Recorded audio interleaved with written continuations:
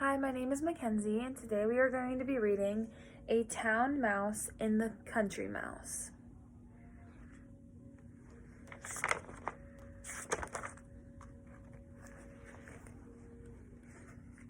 My story begins with 2 homes and 2 mice. To tell the whole story, I must tell it twice.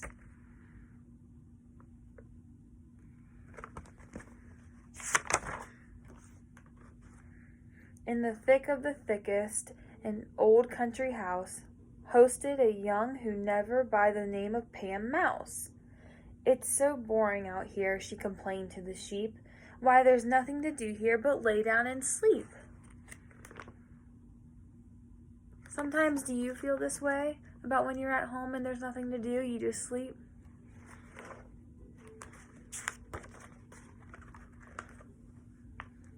So she lay in the meadow beside a clear stream, and she stared at the mountains and started to dream. "Only if I lived in the city, I know, I would never be bored, I would never feel low." What are these called in the back of the picture? Do you have any of these around you? Far away in a town in a big boarding house lived a cousin of Pam's who was called Hot Rod Mouse. Hot Rod Mouse told his mom, "I am so sick of this place. How I long for the country, the wide open space."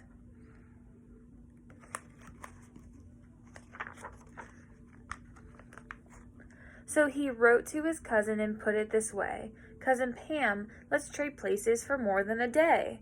Then she sealed up his letter and licked on a stamp, and he thought, "I'll go straight to the country and camp."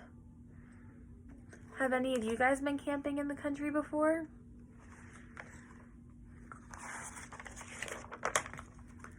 So Cousin Pam got the letter and hollered out loud, "I can't wait to see pavement, a real city crowd."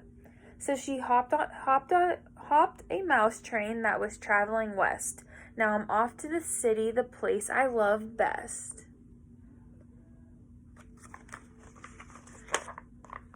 In the meantime, the town mouse had boarded his train to the country, for city life drives me insane. And the first thing he did when he reached the mouse farm was run from a cow who intended no harm. Have you guys ever seen a cow before?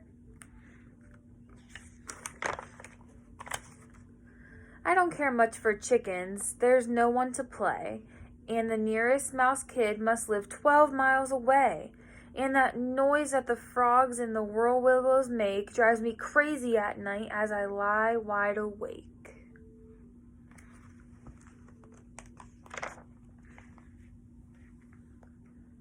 And the rest of the story, the tale of Pam Mouse, as to how did she fare in that town boarding house. Oh, the factories and cars and the buses all seethe. They have houses so close that they can't even breathe. How she longed for her meadows and fresh country air. All the horns, all the chatter drove Pam to despair. What do you see in the picture that's causing all this noise?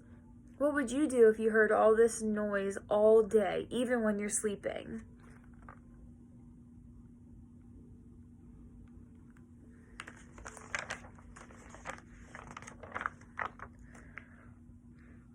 And so Hot Rod and Pam traded places once more. Then they landed back home in the lands they adore.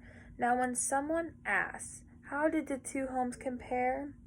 They say, nice place to visit, we wouldn't live there.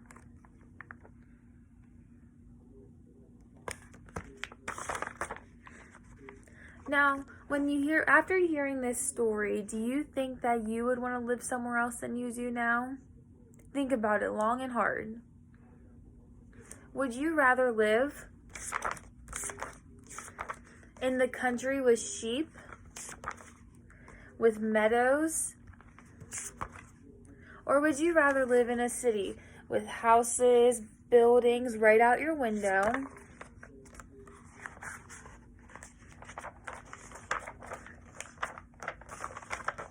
with loud cars and traffic every day, but there's a ton of people to play with? Or would you rather live in a meadow when you have lots of open land and meadows to run around and play in the grass and the hills? What kind of houses do you guys live in? Well, it was nice talking to you guys. See you soon. Bye.